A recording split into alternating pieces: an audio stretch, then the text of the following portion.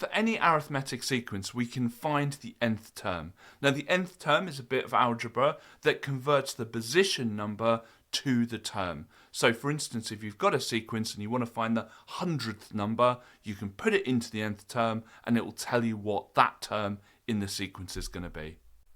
Here we have an nth term of 2n plus 1, and let's find the sequence from the nth term. We're going to draw a little table with the term number and the term. The first one is always going to have a term number of 1, the second 2, the third 3, etc. So to find the first term, we're going to substitute that into the nth term. So 2 times 1 is 2, plus 1 is 3. 2 times 2 is 4, plus 1 is 5. 2 times 3 is 6, plus 1 is 7.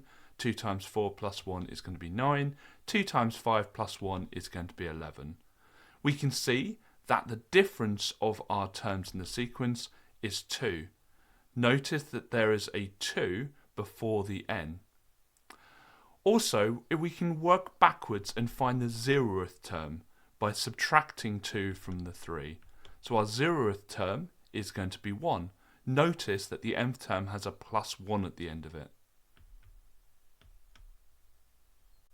Let's have a go at these questions. There are two things we need to find out in order to find the nth term for an arithmetic sequence.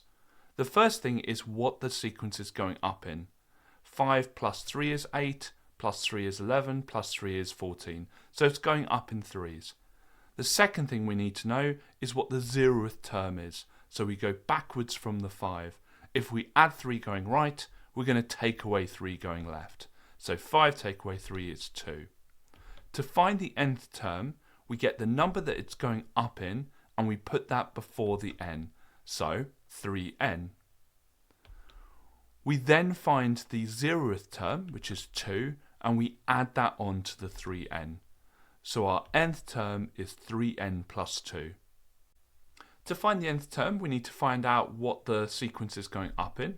This sequence is going up in 2s. And then we need to find the 0th term. So we're going to add 2 going right, but to go left, we need to subtract 2. 1 take away 2 is minus 1. To find the nth term, we find the number it's going up in, which is 2, and put that before the n. So it's going to be 2n. Then we find the 0th term, which is minus 1, and put that next to it. So it's not going to be plus a number, it's going to be subtract 1. So our nth term is 2n minus 1. This sequence is in patterns, but we need numbers to find the nth term, so we're just going to count the matchsticks. So it's 13 in the first one, 9 in the second, and 5 in the third. So the sequence is going down in 4s. To find the 0th term, we're going to add 4 to the 13 to give us 17. To find the nth term, we look at what it's going up in, which is down in 4. So it's going to be a minus 4 before the n. And then we put our 0th term next to that. It's a positive 17, so it's going to be plus 17. So our nth term is minus 4n plus 17. And let's finish with this. We need to investigate how you can quickly tell that 1,023,245 is not a term in the sequence 6n plus 20. If you know, write it in the comments below. And you can come to onmaths.com or click the link in the description to access all of our free GCSE papers and predictions, and you can even save your scores with a free account. This video is part of a larger GCSE course that you can follow along with at onmaths.com.